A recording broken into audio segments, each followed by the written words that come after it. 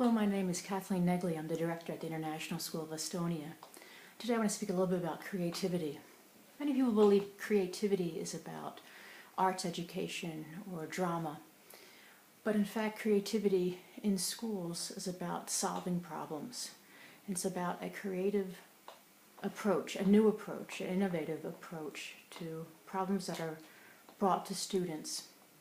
One of the first tests of creativity that were given to children was a simple question about a toy.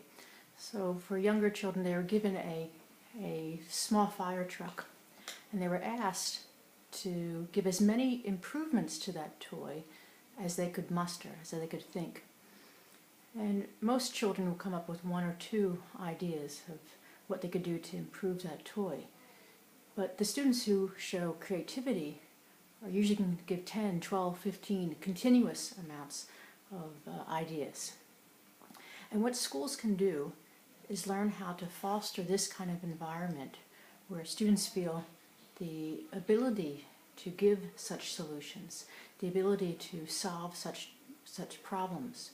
Because the reality in today's world is that standard practices don't affect change anymore.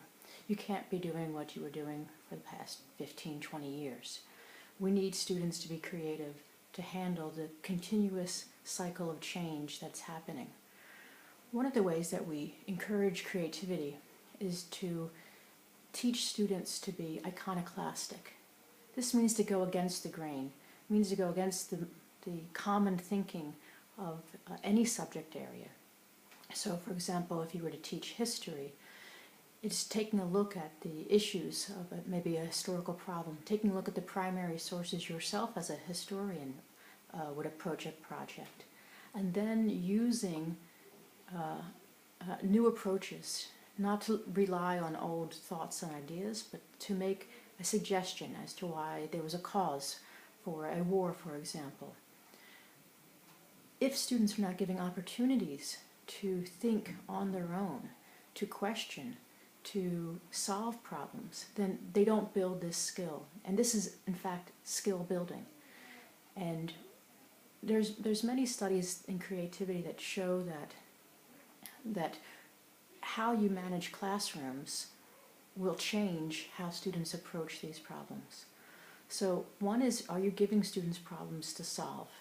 And how you manage that as a classroom teacher is about sometimes giving quiet time to think through a problem, because we know that introverts need time away to consider and think. We need to resolve problems that keep students from having groupthink, where one idea is given by one enthusiastic student and the rest just join in.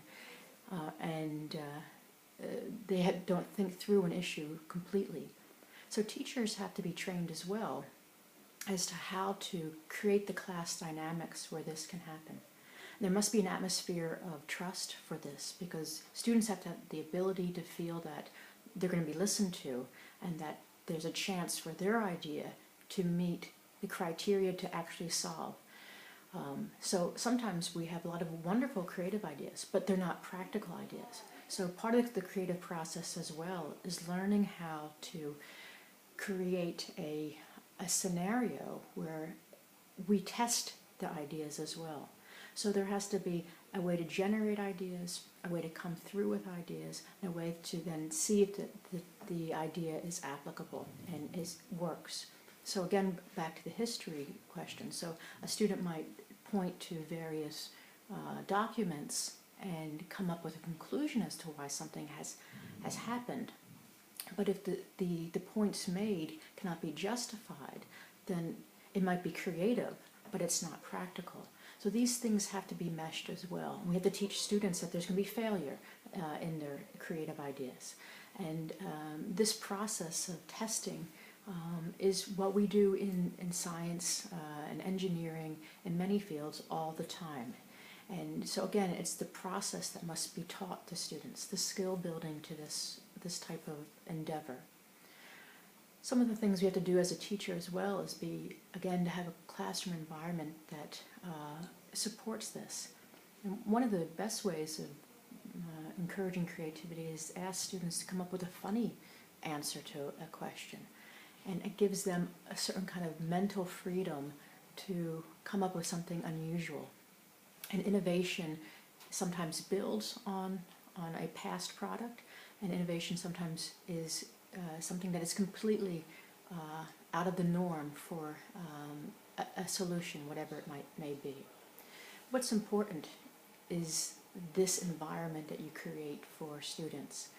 And if this can happen in a school, then you have students who have been fostered in the way of having independence and creativity, and that they can go on to university and have the ability and the confidence to apply themselves towards solutions. And ultimately, we want our students to be global leaders. We want students to consider issues, to test our assumptions. We want to find ways that they feel that they have the power to enact real change on the planet. And if we encourage creativity in a school, then these goals may one day be realized. Thank you.